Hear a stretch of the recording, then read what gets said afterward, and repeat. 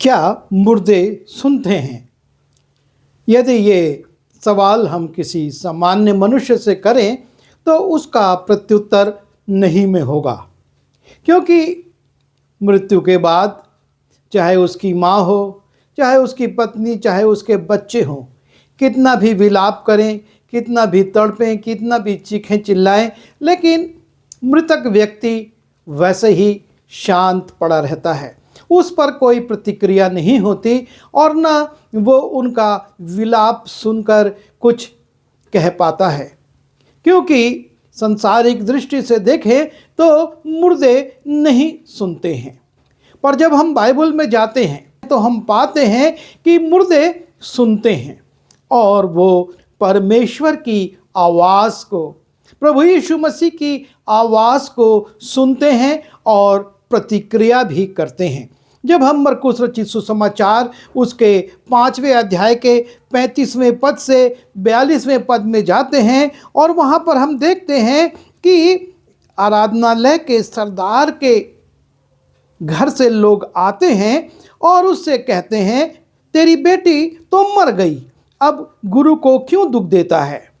और ये व्यक्ति यीशु मसीह के पास आया था ये निवेदन करने के लिए, याईर नगर का था, कि मेरे घर चल, और यीशु मसीह उसके साथ चलते हैं, लेकिन समाचार मिलता है कि बेटी मर गई है।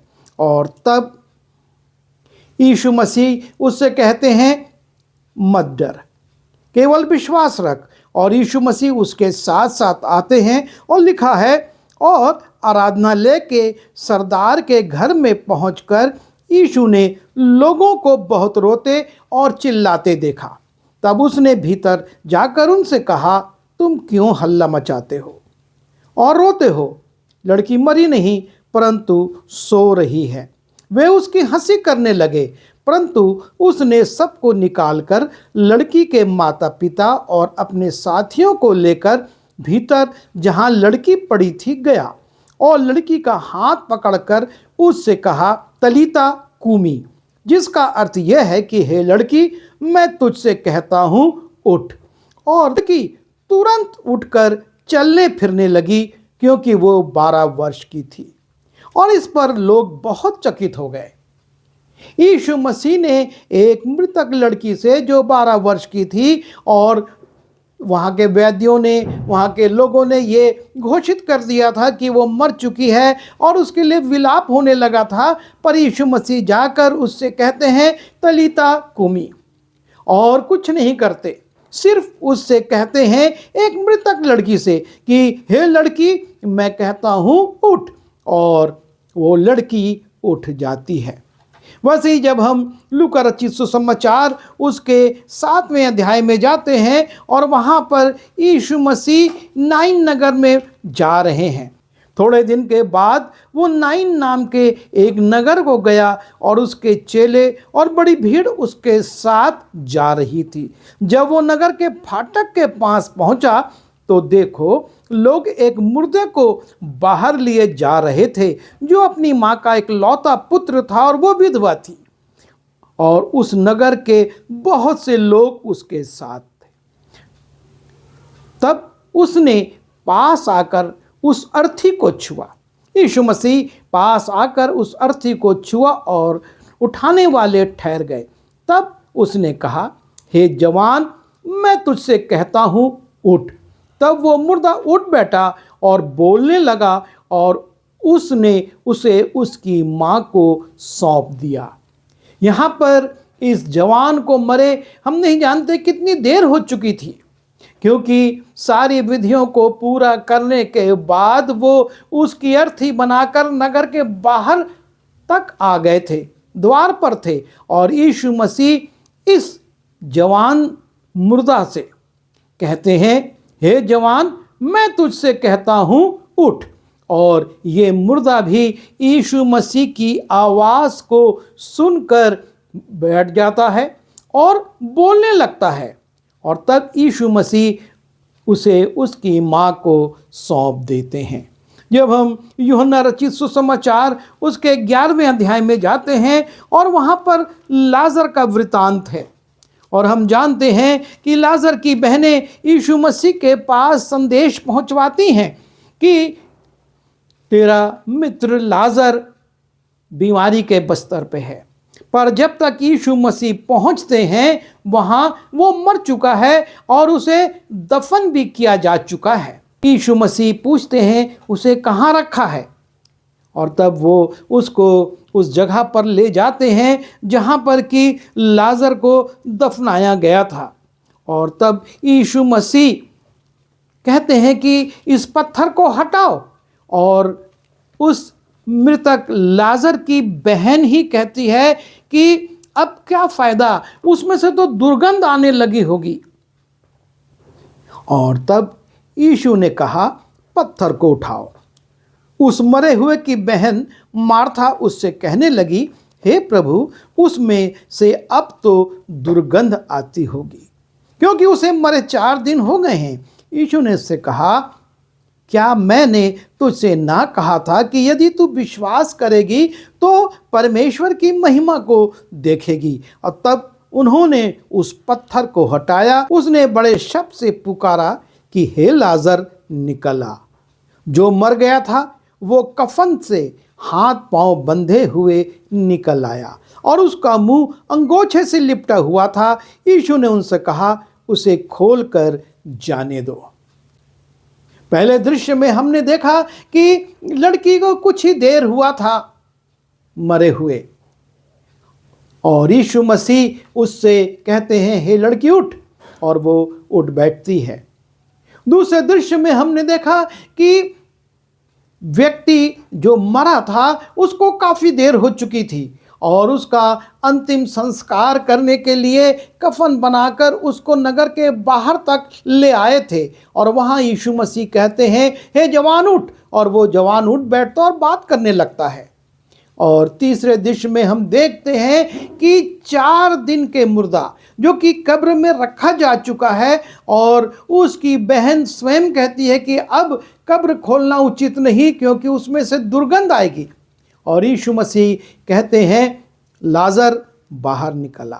और लाजर जो मरे हुए 4 दिन हो गए थे, वो मुर्दा यीशु मसीह की आवाज को सुनकर बाहर निकल आता है। मुर्दे सुनते हैं, परमेश्वर कहता है और मुर्दे सुनते हैं।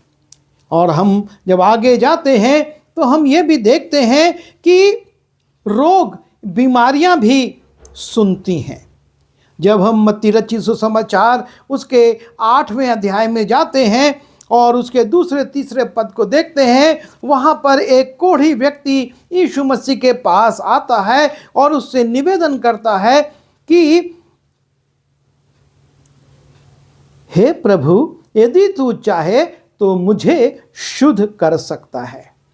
वो यीशु से निवेदन करता है कि तू चाहे तो मुझको कोढ़ से शुद्ध कर सकता है। और यीशु मसीह उसके लिए कोई दवाई या कोई और साधन नहीं, सिर्फ यीशु ने हाथ बढ़ाकर उसे छुआ और कहा, मैं चाहता हूं तू शुद्ध हो जा।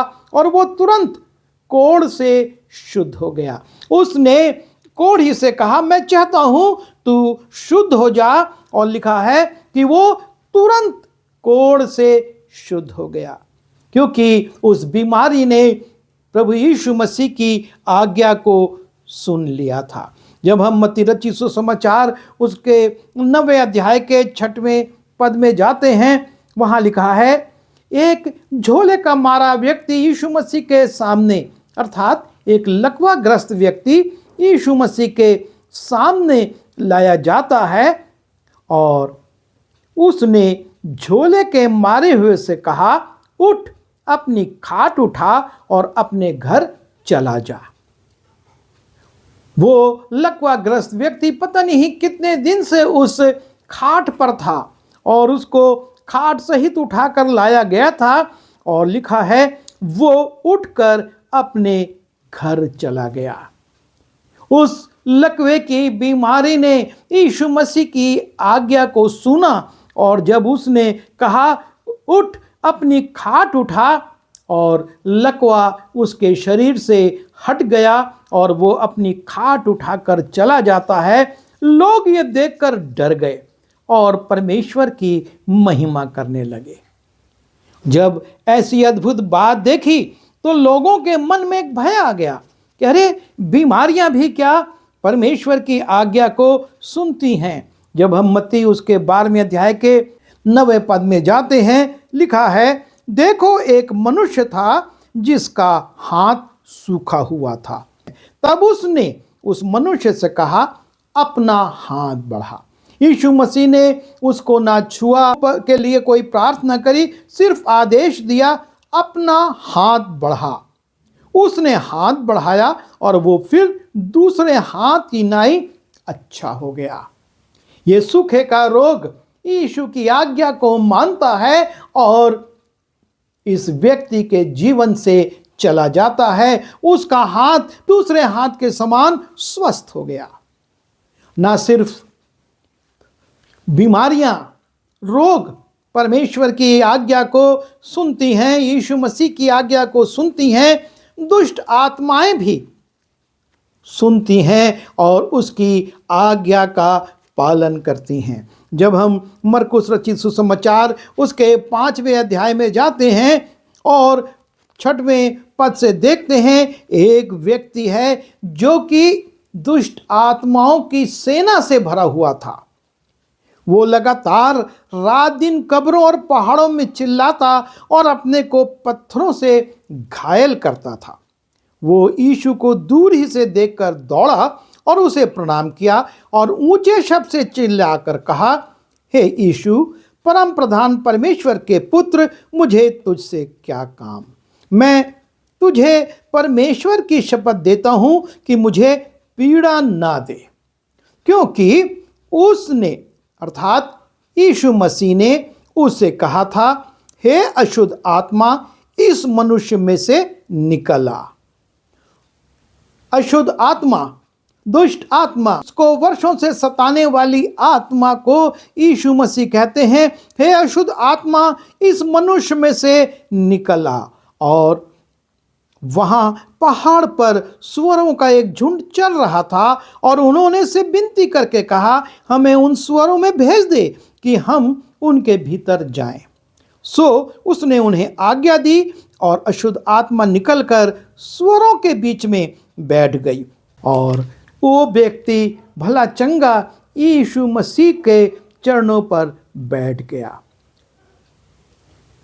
लिखा है, जो हुआ था लोग उसे देखने आए और यीशु के पास आकर उसको, जिसमें दुष्ट आत्मा थी अर्थात जिसमें सेना समाई थी, कपड़े पहने और सचेत बैठे देखकर डर गए। ये सेना समाया हुआ व्यक्ति जिसे कोई अपने वश में नहीं कर सकता था, पर यीशु मसीह जब आज्ञा देते हैं तो ये सेना भी, दुष्ट आत्माओं की सेना भी उसको छोड़कर चली जाती है। उसको आज्ञा मानना पड़ती है और वो उस व्यक्ति को छोड़ती है और निकलकर, जैसा यीशु मसीह कहते हैं, उसके अनुसार वो चली जाती है। जब हम लूका उसके 4 अध्याय के 33वें पद को देखते हैं, वहाँ पर लिखा है, आराधनालय में एक मनुष्य था जिसमें अशुद्ध आत्मा थी। वो ऊंचे शब्द से चिल्ला उठा, हे यीशु नासरी, हमें तुझसे क्या काम? क्या तू हमें नाश करने आया है? मैं तुझे जानता हूं, तू कौन है? तू परमेश्वर का पवित्र जन है। यीशु ने उसे डांट कर कहा, चुप रह और उसमें से निकल जा। तब दुष्ट आत्मा उसे बीच में पटक कर बिना हानि पहुंचाए उसमें से निकल गई। यीशु मसीह आराधनालय में है और वहां पर एक ऐसा व्यक्ति है जिसमें अशुद्ध आत्मा है, और जब वो यीशु मसीह की आवाज को सुनती है वो भयभीत हो जाती है, कहती है, क्या तू हमें नाश करने आया है? और तब यीशु मसीह उसे डांट कर कहते हैं कि चुप और उसमें से निकल जा। और तब दुष्ट आत्मा उसे बीच में पटक कर बिना हानि पहुंचाए उसमें से निकल गई। जब हम लूका उसके 9वें अध्याय में जाते हैं और 38वें पद को देखते हैं, वहाँ पर भी हम एक उल्लेख पाते हैं। लिखा है, और देखो भीड़ में से एक मनुष्य ने चिल्लाकर कहा, हे गुरु, मैं तुझसे विनती करता हूँ, मेरे पुत्र पर कृपा दृष्टि कर, क्योंकि वो मेरा एकलौता है, और देख एक दुष्ट आत्मा उसे पकड़ता है और एकाएक वो चिल्ला उठता है और वो उसे ऐसा मरोड़ता है कि वो मुंह में फेन भर लाता है और उसे कुचल कर कठिनाई से छोड़ता है। यीशु ने उत्तर दिया, अपने पुत्र को यहाँ ले आ। वह आ ही रहा था कि दुष्ट आत्मा ने उसे पकड़कर मरोड़ा और यीशु ने अशुद्ध आत्मा को डांटा और लड़के को अच्छा करके उसके पिता को सौंप दिया। यहाँ पर पिता अपने दुष्टात्मा ग्रसित बेटे को लेकर आता है और यीशु मसीह से निवेदन करता है कि मेरे बेटे को तू अच्छा कर दे, क्योंकि मेरा यह एक लौता पुत्र है। और दुष्ट आत्मा उसको सताता है, उसको मरोड़ता है और कुचल कर बहुत कमज़ोर करके उसको छोड़ता है। जब हम मत्ती रचित सुसमाचार उसके 8वें अध्याय में जाते हैं और 27वें पद को देखते हैं, वहां पर यीशु मसीह प्रकृति को आदेश देते हैं और प्रकृति भी उनकी सुनती है, उसकी आज्ञा को मानती है। लिखा है, जब चेले नाव से जा रहे थे और बड़ा तूफान उठा, नाव लहरों से ढपने लगी और उन्होंने पास आकर उसे जगाया और कहा, हे प्रभु, हमें बचा, हम नाश हुए जाते हैं। उसने उनसे कहा, हे अल्पविश्वासियों, क्यों डरते हो? तब उसने उठकर आंधी और पानी को डांटा और सब शांत हो गया। और लोग अचंभा करके कहने लगे, ये कैसा मनुष्य है कि आंधी और पानी भी उसकी आज्ञा मानते हैं।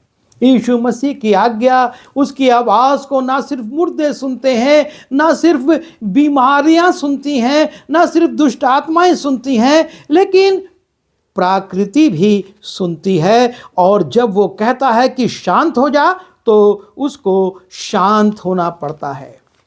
हम मत्ती रचित सुसमाचार उसके 21वें अध्याय के 19वें पद में जाते हैं। लिखा है, और अंजीर का एक पेड़ सड़क के किनारे देखकर वो उसके पास गया और पत्तों को छोड़ उसमें और कुछ ना पाकर उससे कहा। यीशु मसीह यहाँ पर एक पेड़ से कह रहे हैं और वो कहते हैं, अब से तुझ में फिर कभी फल ना लगे। और अंजीर का पेड़ तुरंत सूख गया। यीशु मसीह पेड़ के पास जाते हैं, फल नहीं पाते और उससे कहते हैं, पेड़ से कहते हैं कि अब फिर कभी तुझ में फल ना लगे। और अंजीर का पेड़ तुरंत सूख जाता है और सूखे पेड़ में फल आने की कोई संभावना नहीं है, कोई भी मौका नहीं है।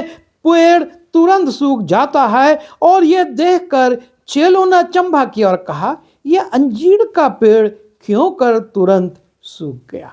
वो समझ नहीं पाते कि कैसे अचानक से ये पेड़ जो इतना हरा भरा था, जिसमें फल देखने के लिए वो आए थे, देखते ही देखते सूख गया।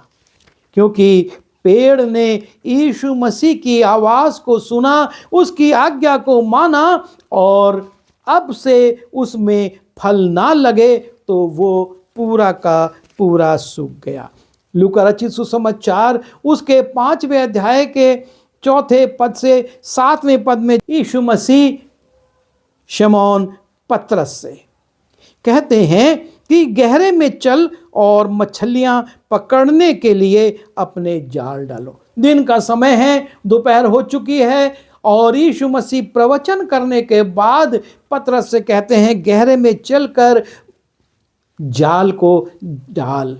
पतरस इस बात को जानता है कि यह समय मछलियां पकड़ने का नहीं है और वो कहता है, शिमोन ने उसको उत्तर दिया, हे स्वामी, हमने सारी रात मेहनत की और कुछ ना पकड़ा, तो भी तेरे कहने से जाल डालूंगा। यीशु मसीह कह रहा है, गहरे में जाल डाल।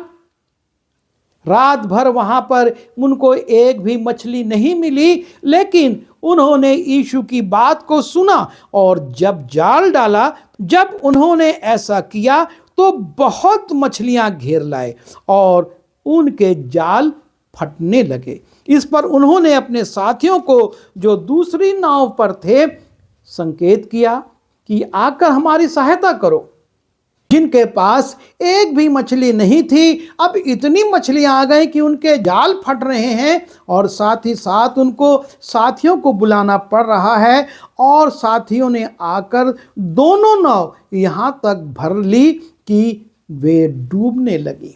उसमें इतनी मछलियां आ गईं क्योंकि मछलियों ने यीशु मसीह की आज्ञा को सुन लिया था।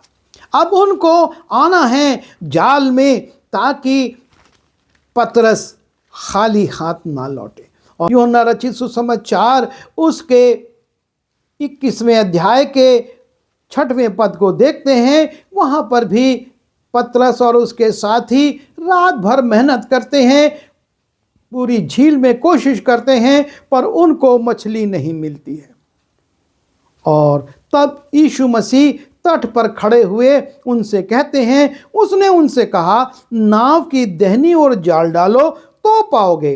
तब उन्होंने जाल डाला और अब मछलियों की बहुतायत के कारण उसे खींच ना सके। पहले रात भर उनने कोशिश करी, एक मछली नहीं मिली, लेकिन उन्होंने यीशु मसीह की आज्ञा मानी। यीशु ने कहा, अपने दाहिने जाल डालो। और जैसे ही जाल डाला गया, चारों ओर से मछलियां आई और इतनी आई कि वो उसको खींच नहीं पा रहे हैं। और जब शिमोन पतरस डोंगी पर चढ़कर उस जाल में से मछलियां निकालता तो लिखा है, 153 बड़ी मछलियों से भरा हुआ जाल किनारे पर खींचा। और यहाँ पर हमने देखा कि मुर्दे यीशु मसीह की बात को सुनते हैं, बीमारियां उसकी आज्ञा को सुनती और चली जाती हैं, दुष्ट आत्माएं निकल जाती हैं, प्रकृति भी सुनती है, आंधी तूफान शांत हो जाता है, पेड़ भी सुनते हैं और तुरंत सूख जाता है। ये जल जंतु भी यीशु की आज्ञा को सुनते हैं और तुरंत आ जाते हैं, ताकि जाल के माध्यम से वो यीशु मसीह की आज्ञा का पालन कर सकें। लेकिन केवल जीवित मनुष्य है जो उसकी नहीं सुन पाता है।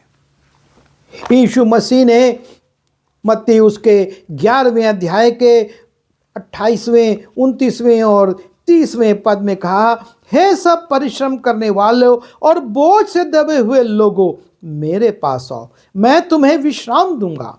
मेरा जुआ अपने ऊपर उठा लो और मुझसे सीखो, क्योंकि मैं नम्र और मन में दीन हूँ, और तुम अपने मन में विश्राम पाओगे, क्योंकि मेरा जुआ सहज और मेरा बोझ हल्का है। यीशु मसीह आमंत्रित करते हैं कि हे सब परिश्रम करने वाले और बोझ से दबे लोगों, मेरे पास आओ, मैं तुम्हें विश्राम दूंगा। लेकिन कठोर मनुष्य यीशु मसीह के पास नहीं आता है।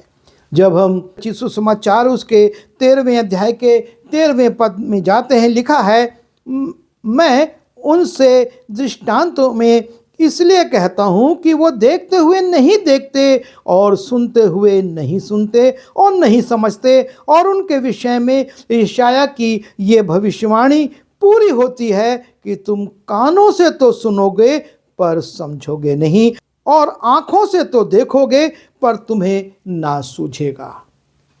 लोग आंखों से देख रहे थे, कानों से संदेश सुन रहे थे, लेकिन वो यीशु मसीह के विरुद्ध ही षड्यंत्र बना रहे थे।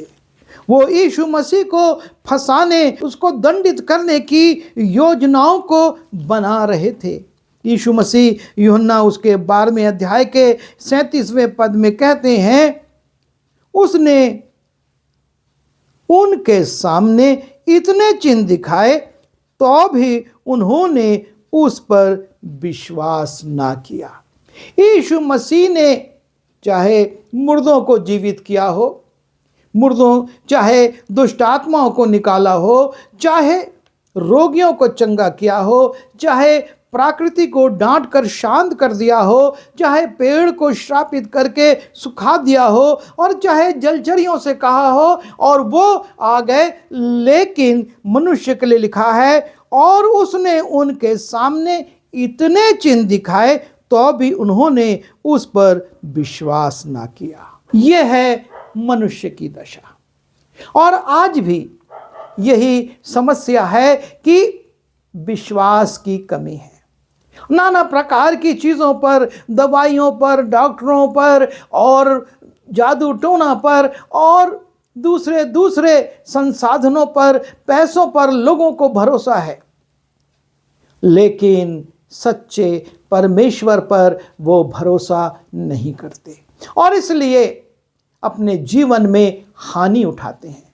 परमेश्वर उनको आशीष देना चाहता है, लेकिन वो परमेश्वर से दूर अपने संसाधनों पर भरोसा करके उसके भरोसे चंगाई पाना चाहते हैं और असफल हो जाते हैं। प्रभु हमारी सहायता करे कि हम अपने जीवन में इन उदाहरणों को देखकर अपने विश्वास में बढ़ें और ना सिर्फ इस संसार में लेकिन इस जीवन के बाद भी अनंत जीवन में आशीषों को पाएं, अनंत जीवन को पाएं और उसकी महिमा में सदा काल तक रहें। आइए दुआ करें। प्रभु जी, हम धन्यवाद देते हैं कि आप वो परमेश्वर हैं जो मुर्दों को भी जीवित कर देते, आपके शब्द से दुष्ट आत्माएं निकल जाती और आपकी आज्ञा से रोग चले जाते हैं। प्रकृति भी आपकी आज्ञा मानती और पेड़ हो और चाहे जलचरी हो वो भी आपकी आज्ञाओं को सुनते और उसके अनुसार आचरण करते हैं। हम मनुष्यों को भी प्रभु विश्वास में मजबूत कीजिए ताकि हम आपकी मीठी आवाज़ को सुने।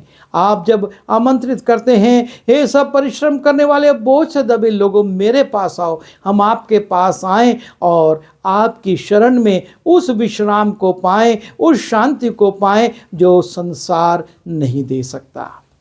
बिनती यीशु के नाम से मांगता हूँ, आमीन।